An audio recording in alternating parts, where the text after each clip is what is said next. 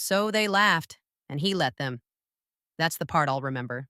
Not the line, not the smirk, the laughter, and that he didn't stop it. We were halfway through dinner. Candlelight flickered against wine glasses. Silver cutlery glinted like it had something to say. Douglas Grant sat at the head of the table, knife poised like a gavel, his throne, his rules. And on Father's Day, his court was full. Cousins, colleagues, loyalists in dress shoes. He raised a glass. "Let's toast to real achievement," he said, eyes sliding right past me. "To Chase for closing that six-figure investment. And Logan, 3 goals last weekend? You're a machine." Applause followed. Loud, polite, automatic. Then, his eyes landed on me. "And there's Sloan," he said with a smile that never touched his eyes. "Still playing the misunderstood genius? Or was it tortured artist this year?" The table paused. Then Chase chuckled. Logan slapped the table like it was brilliant. Even Aunt Lydia giggled behind her napkin. I didn't move, didn't blink. I just pressed my thumb against the base of the wine glass. Cold, still, unraised. Harriet, my mother, looked down at her lap like the linen could save her. I caught the flicker in Douglas's eyes. Pleased with himself. Comfortable. Because that's what power looks like when it's never been challenged. Lazy cruelty. I let the noise wash over me. I didn't feel shame. I felt clarity, like a lens had finally snapped into focus. He thought I was still the quiet girl in the background, the one who made glitter cards and waited to be seen. He didn't know what I'd built while he wasn't looking. Didn't know about the name change. Didn't know who signed the deed to his company 3 days ago. Didn't know the matte black envelope pressed against my coat lining had the words ownership transfer printed in gold foil. And he sure as hell didn't know it was already active. I looked down the table. Logan bragged about his new condo. Chase joked about buying a yacht. The room hummed with comfort, arrogance, like none of it could break. They didn't see the crack forming right under their plates. I reached for my water instead of the wine. No toast, no smile. Just quiet. The kind of quiet that isn't weakness. The kind that pulls threads until something unravels. I rested my hands in my lap, felt the envelope shift. Paper against fabric, weight against memory. They kept talking. He kept talking. But the system was already resetting. He thought I came to celebrate him. I came to end the performance. I learned early that silence could bruise deeper than words. My father never raised his voice. He didn't need to. His silence did the cutting just fine. I was 12 when I figured that out. Father's Day. June sunlight bleeding through the blinds. My fingers smudged with glitter glue, heart pounding like I was stepping on stage. I'd spent hours on that card. Handwritten poem, crooked stars, a drawing of me and him fishing. He didn't fish. But I thought maybe if I drew the version I wanted, he'd step into it. After dinner, I handed it to him. He was watching the game, beer balanced on one knee. He looked at the card for maybe 2 seconds.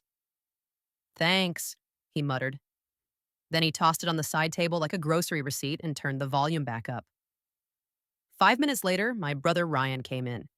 He handed Dad a store-bought mug that said, "Number 1 Dad." Still had the tag on. Dad laughed like he'd just been crowned at a damn award show. "Attaboy," he said, ruffling Ryan's hair like a prize. I stood there, card still in my hand, eyes burning. He never even read the poem. That was the first time I felt it. That strange, sour taste. Not sadness, not jealousy, just a quiet shrinking, like I was being erased while still in the room. It happened again and again. Straight A's? Barely a nod. Ryan passed PE, full backyard party. Jake showed Dad a doodle of a business idea on a napkin. He got clapped on the back and told he had a CEO's mind. I showed Dad my sketchbook once. Pages of character designs, logo ideas, half-finished comics. He flipped through 2 pages, then handed it back. "What's the point?" he said. "You'll quit halfway, like always." That line lodged in my ribs. Didn't bleed, just sat there, for years. I I started staying quiet at dinner, not because I had nothing to say, because no one ever asked. When I got into the honors program, I told him over breakfast. He barely looked up from the paper. Honors, huh? That's nice. Jake mentioned a podcast interview the same day. Dad called 3 relatives to brag. He didn't hate me. That would have been easier. He just didn't see me. And what's worse than being hated? Being invisible to someone you're supposed to matter to. Even my wins sounded small in his silence, like they didn't echo far enough to reach him. So I stopped announcing them, stopped waiting for applause, for approval, for warmth that would never arrive. I let my brothers fill the space with noise and victories. Let Dad pretend he'd raised 2 kings, and I slipped out the side door quietly. The day I stopped asking to be seen was the day I started building without permission. If I couldn't belong, I'd build something no one could deny. I packed a single bag, laptop, sketchbook, jeans. No one noticed. Dinner chatter faded behind closed doors. I slipped out at dawn. The front door clicked shut like a verdict. I rented a tiny studio. White walls, cheap desk, no view. Perfect. Nights blurred into code, fingers flew over keys, buzzing fluorescence overhead, cold noodles at midnight. I logged into freelance boards, rejected. Again. Then a quiet email. We'd like to talk. My heart ticked once, then slowed. I bought a small fountain pen next day, engraved Sloan Mercer. No one knew that name yet, not even my father. In the mirrors of coffee shops, I practiced my signature. Smooth curves, finality in every flourish. I signed contracts under that name. Everything shifted. I worked 2 jobs. By day, minor gigs. By night, I built my platform from scratch. Every line of code was a brick, every late email a statement. No phone calls home, no group texts. The silence was freedom. My heartbeat was the only applause. Sometimes I caught myself smiling at 3:47 a.m., a timestamp on a seed investment worth 50,000 words I'd never spoken. I traced the pen's engraving, felt its cold weight, a promise and a warning. My name on steel. My startup gained traction quietly. A niche investor reached out. Coffee meeting. No fanfare. Just a nod at the end. We believe in your vision. I counted every reply, every zero on the spreadsheet, every green icon on the dashboard. I didn't call it success. I called it evidence. Because no one had to see me, but they would. Soon, I taped a photo to the wall, my first app prototype next to Dad's old fishing photo. A subtle reminder. 2 legacies growing under the same roof. I slept in shifts, dreamed in algorithms, woke up with plans. I built corridors of code and corridors of confidence. Each commit was a statement. Each pull request a quiet rebellion. No one asked where I went. No one cared. Not even for a heartbeat. But that was about to change. They never asked where I went. Now they're going to remember where I arrived. Sometimes legacy doesn't grow. It's acquired. The ink dried in 7 seconds. That's how long it took to rewrite the balance of power. I was in a downtown office with no name on the door. Just a lawyer, a witness, and a contract thick enough to stop a bullet. I signed it with my left hand. Not out of symbolism, just steadiness. At the bottom, Sloan Mercer. Not Grant. Not anymore. No one questioned it. That was the beautiful part of being forgotten. People stop watching you, and when they stop watching, you start moving. The acquisition was surgical. A shell firm, 3 holding companies deep. No headlines, no LinkedIn post. Just 1 line buried in the purchase memo. Majority interest transferred in silent partnership. I read it twice. Smiled once. The firm I now owned, quietly, thoroughly, supplied tech systems to my father's company. He had no idea. Didn't even read the vendor names anymore. He probably thought Catalyst Core sounded like a dental startup, not the pipeline through which all his infrastructure ran. That was fine. Let him play king. Let him raise glasses at banquets and nod like he'd built something with his bare hands. I was busy owning the tools beneath his throne. We'd passed each other in an elevator once. He didn't recognize me. My hair was darker, my posture straighter, my silence louder. He glanced, smiled politely, and looked away. I didn't. He wore the same cufflinks, a gift from Jake. I remembered the box they came in, engraved, "To the man who built everything." Except he hadn't. I built my company in the dark, in rented rooms, on cold coffee and secondhand coat, and now it wrapped around his like roots under concrete. Slow, silent, permanent. I sat in my new office the next morning, floor to ceiling glass, quiet as a chapel. The pen I'd signed with still rested on the table, weighty, matte black. The same one I'd carry into his dining room next month. Let him toast his sons. Let him dismiss me again. Because soon, the paper I hand him won't be a gift. It'll be the deed. They didn't notice when I changed my name. They'll notice whose name is on the deeds. You don't have to shout to shut a system down. You just have to know where the wires are buried. The first lockout happened at 2:14 a.m. Chase tried uploading a new strategy deck to the shared drive. The upload failed. He tried again. Then the message blinked in soft red. Access revoked. Admin not recognized. He didn't tell anyone. Yet, because when people like Chase lose control, they don't admit it. They fumble, blame Wi-Fi, restart, deny. I know, I used to do the same. Back when I still believed the system needed me to work. Now, I understood something truer. The system is only loyal to whoever holds the kill switch. And I built mine with precision. 3 weeks before Father's Day dinner, I rerouted all back-end access through my acquisition shell. A quiet clause buried in a service update gave me override rights across the entire GrantTech infrastructure. They signed it without reading. Of course they did. They were too busy polishing slides.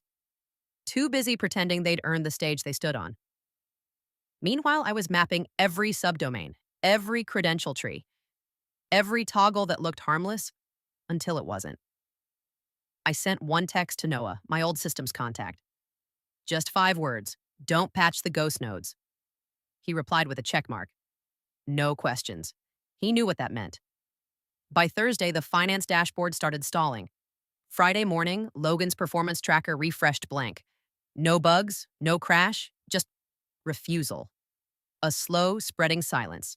Chase emailed IT. They replied with a template.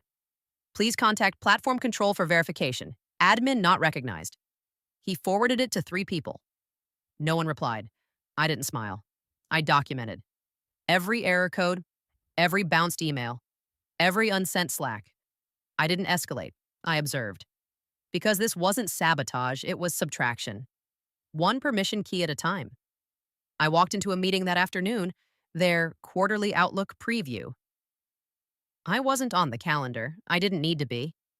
I stood in the back sipping watered-down coffee from a chipped mug that read, "Think big." They clicked through the deck. Chase gestured like a man who believed in his bullet points. This predictive model will anchor our risk scoring through Q3, he said. He clicked. Nothing happened. Slide frozen. Mouse stuttered. Dashboard blank. Rachel tried to refresh. Nothing. Chase cleared his throat.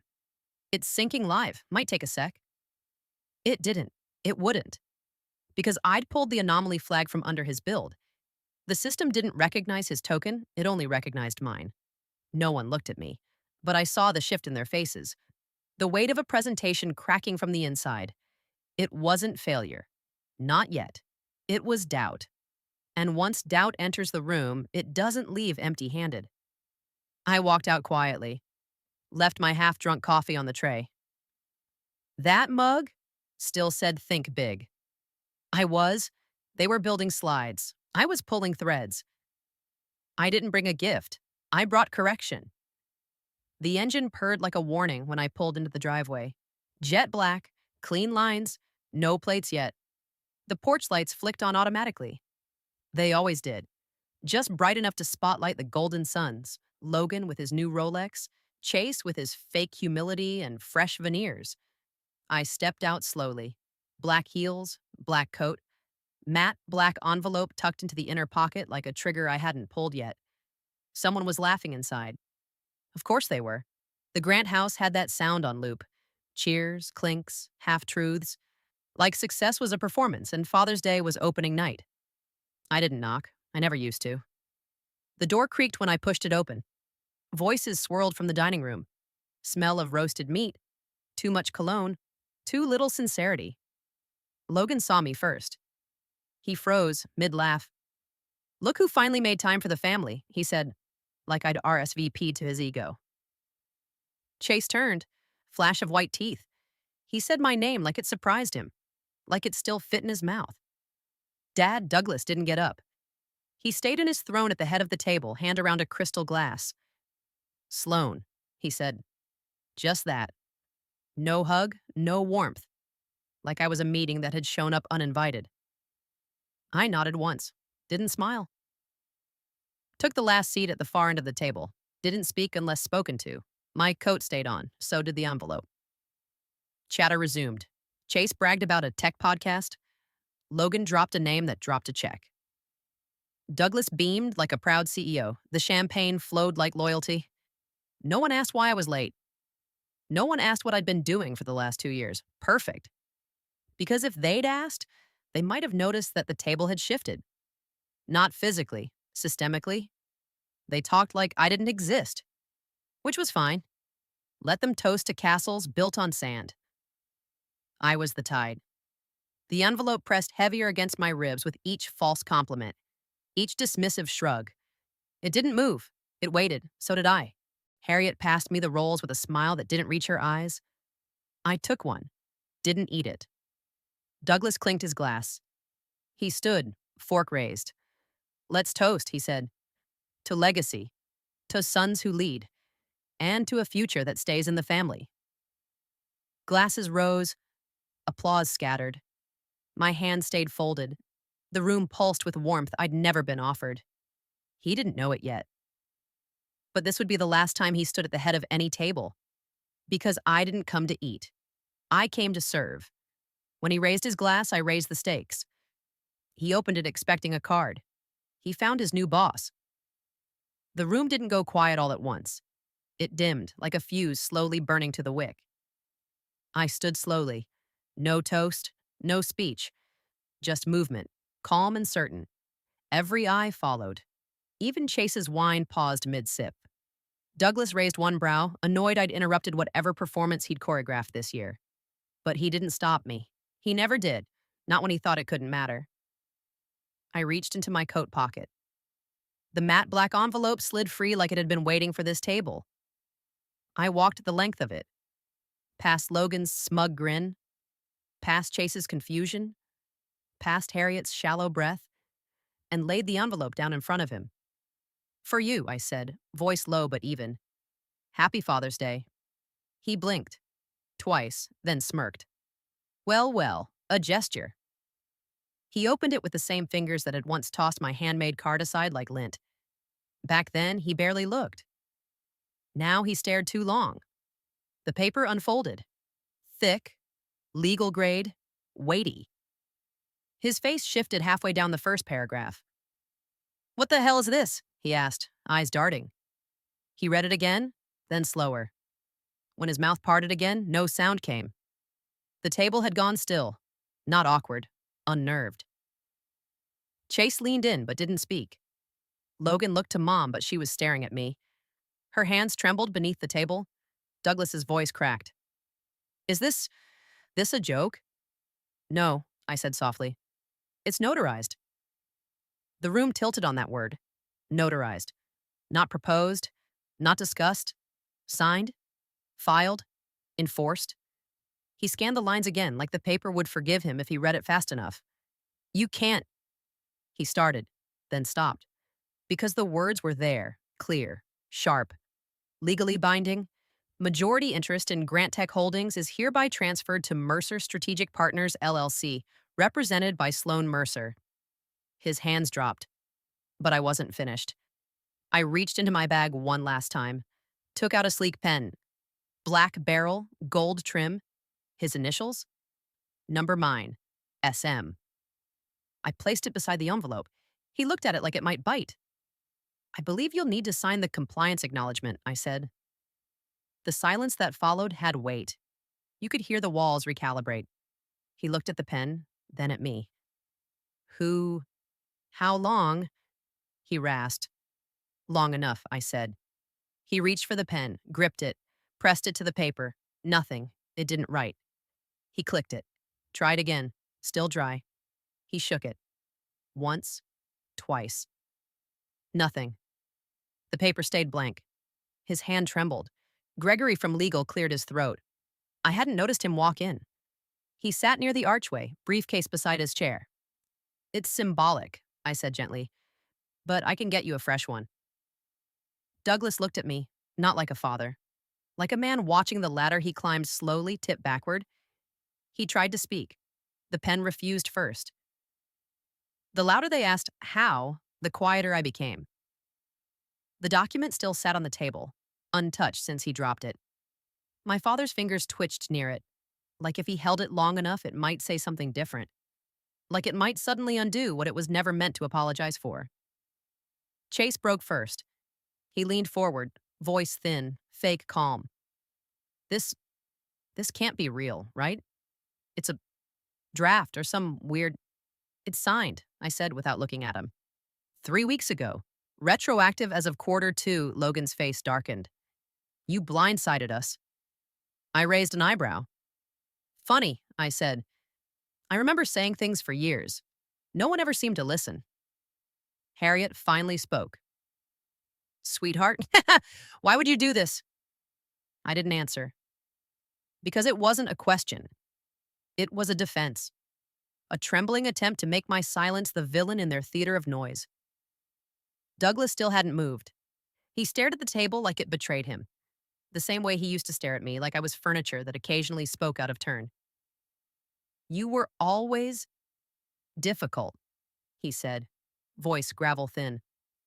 Too quiet, too private, no loyalty. That word again, loyalty. As if my years of silence were owed, not given. As if staying in the background was a service contract I broke by finally stepping forward. I stood up.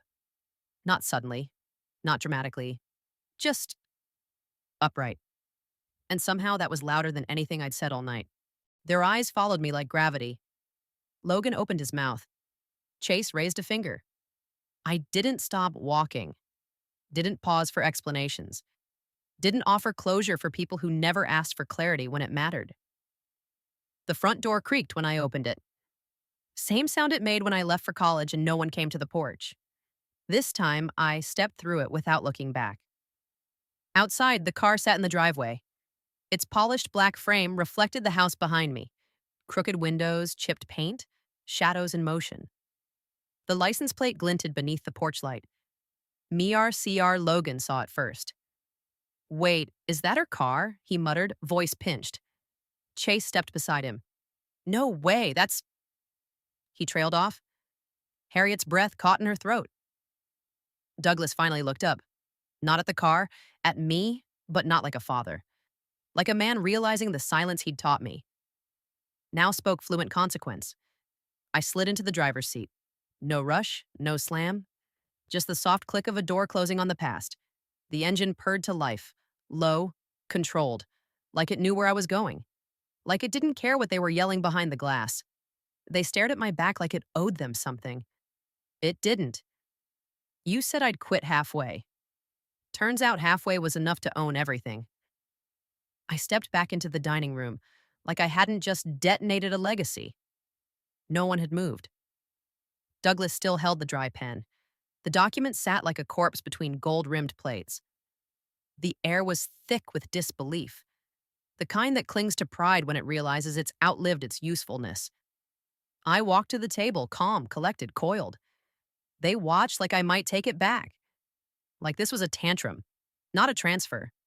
I reached into my coat one final time, pulled out a second envelope, smaller, heavier. I placed it beside the wine glass I never touched, the one they'd poured for me without asking. This one's for legal records, I said, tone flat. Severance clause, asset acknowledgement, and a formal exit from your board. Douglas blinked. You're resigning? I tilted my head. Number, I'm removing myself from your narrative. He flinched. Harriet pressed a hand to her lips as if trying to keep the silence from escaping. Logan muttered something about betrayal. Chase started to stand. I didn't look at them, I looked at him.